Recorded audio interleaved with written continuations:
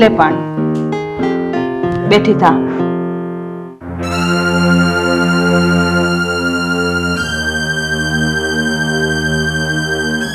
તે દવા પી લીધી? દવા ખાવાથી કઈ ફેર તો પડતો નથી, તો શું કામ દવા લો?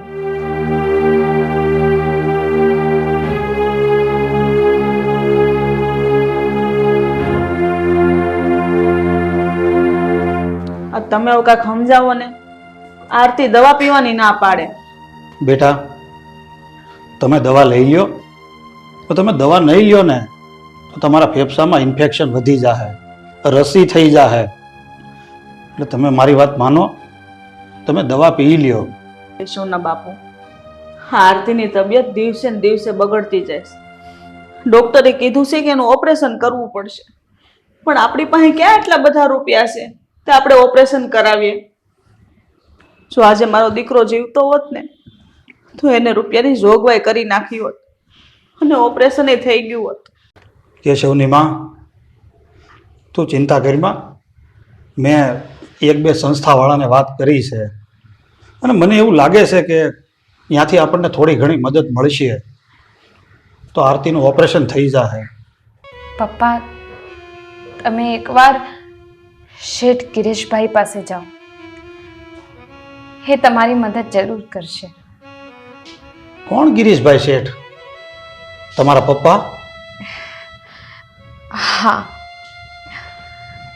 મારા પપ્પા ગરીબોની બહુ મદદ કરે છે. જ્યારથી મારા મમ્મી ગુજરી ગયા છે ત્યારથી મારા પપ્પા મારા મમ્મીના નામ પર ગરીબોને બહુ દાન કરે છે. પણ બેટા, તો તારા પપ્પાને એવી ખબર પડશે કે અમે તારા સાસુ ને સસરા છે તો એ અમારી મદદ કરશે? બેટા, આ તમારી સાસુની વાત બરાબર છે. તમે તમારા પપ્પાની મરજી વિરુદ્ધ મારા દીકરા સાથે લગ્ન કર્યા છે. એ વાતને લઈને તમારા પપ્પા આપણીથી બહુ નારાજ છે, તો એ આપણી મદદ કરશે? પણ પપ્પા, મારા પપ્પા તમને અને મમ્મીને નથી ઓળખતા, એટલે એ તમારી મદદ જરૂર કરશે. પણ બેટા, તારા પપ્પા અમને નથી ઓળખતા તો સીધે સીધે અમને કેવી રીતે મદદ કરશે? મમ્મી, એમ તો મારા પપ્પા બધા જ ગરીબોની મદદ કરે છે, પણ જો એમને ખબર પડશે કે તમે મારા સાસુ છો તો કદાચ એ તમારી મદદ નહીં કરે. એટલે મમ્મી, તમે એમના ઘરે કામવાળી તરીકે જાઓ. થોડા સમય પછી જ્યારે તમને ઓળખતા થાય ત્યારે વાત મૂકજો. એટલે એ તમારી મદદ જરૂર કરશે.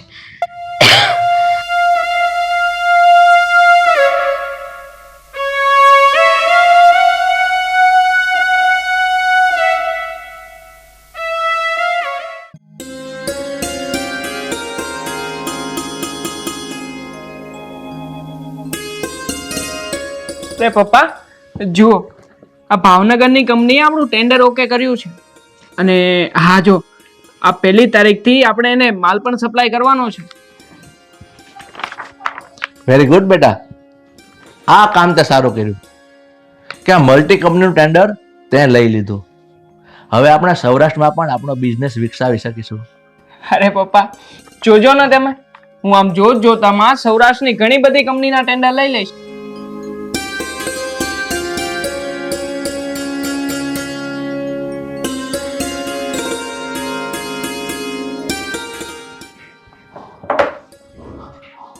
બેન, તમારી ઓળખાણ ન પડી. શું કામ છે તમારે? શેઠ, હું એક કામવાળી છું. મને એવું સાંભળવા મળ્યું છે કે તમારે એક કામવાળીની જરૂર છે, એટલે હું તમારી પાસે કામ માંગવા આવી છું. હા બેન, મારે કામવાળાની જરૂર તો છે જ, પણ આ ઘર મારું બહુ મોટું છે. તમે ઘરનું બધું કામ કરી શકશો? હા શેઠ, અમે ત્યાં મજૂરિયા માણા, કામ કરવાની તો અમને આદત હોય.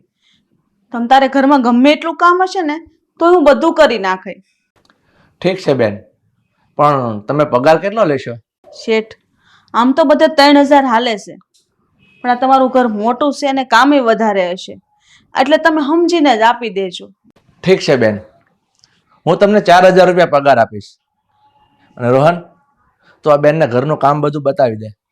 ઠીક છે પપ્પા. ચાલો બેન, હું તમને અમારું ઘર અને ઘરનું કામ બતાવી દઉં છું.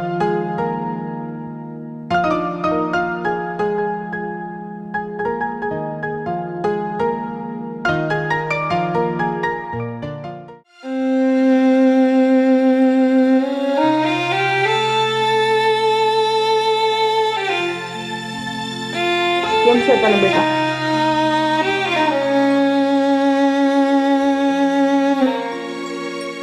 બેટા, આજે એક કામ તો બહુ સારું થયું આપણા માટે.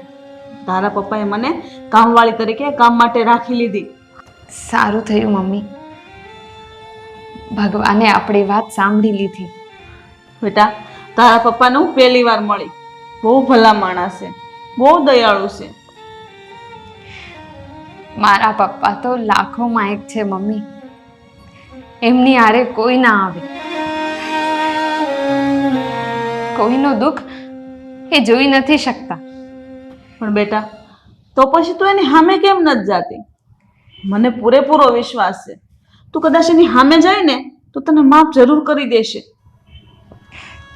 નહીં મમ્મી, મેં કેશવ સાથે લગ્ન મારા પપ્પાની મરજી વિરુદ્ધ કર્યા હતા અને એ એમને નથી ગમ્યું. મેં મારા પપ્પાનો વિશ્વાસ તોડ્યો છે, એટલે હવે એમની સામે જતા મારી હિંમત નથી ચાલતી. અને મમ્મી, તમે પણ ભૂલે ચૂકે એ ન કહી દેતા કે તમે મારા સાસુ છો. સારું બેટા, નહીં કહો બસ. પણ આજ તારી તબિયત કેમ છે? હમણાં તો સારું છે મમ્મી, પણ જ્યારે દુખાવો થાય છે ત્યારે સહન નથી થતું. એમ લાગે છે કે મારો જીવ હમણાં જતો રહેશે. થોડી હિંમત રાખ બેટા. બહુ જલ્દી હું તારા પપ્પા પાસે રૂપિયાની મદદ માંગીશ, પછી તારું ઓપરેશન કરાવી દઈશું, એટલે બધું સારું થઈ જશે. હવે તું આરામ કર, હું તારા માટે દૂધ ગરમ કરી આવું.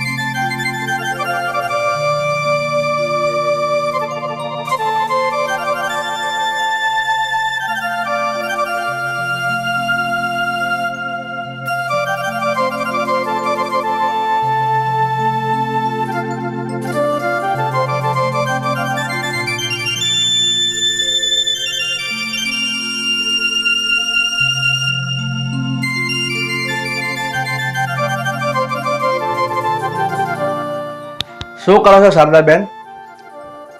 શેઠ, આ ફોટો કોનો છે? એ મારી દીકરીનો ફોટો છે. શેઠ, અત્યારે આ દીકરી ક્યાં છે? ભણે છે કે પછી પરણાવી દીધી?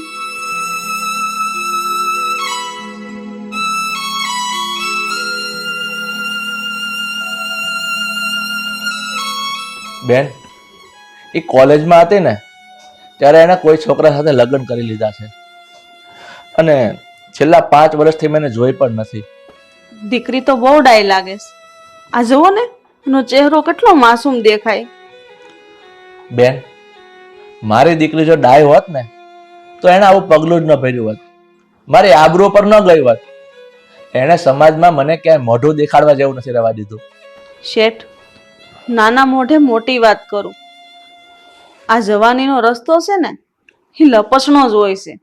એ રસ્તે તો ભલભલા લપસી જાય છે.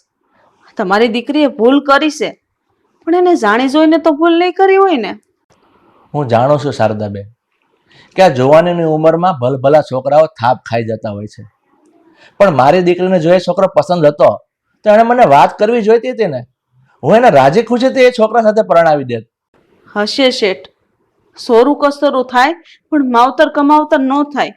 તમારી દીકરીએ જે ઘરમાં લગ્ન કર્યા છે એ પરિવાર કેવો છે, એ ઘર કેવું છે, એ તો તમારે જાણવું જોઈએ ને.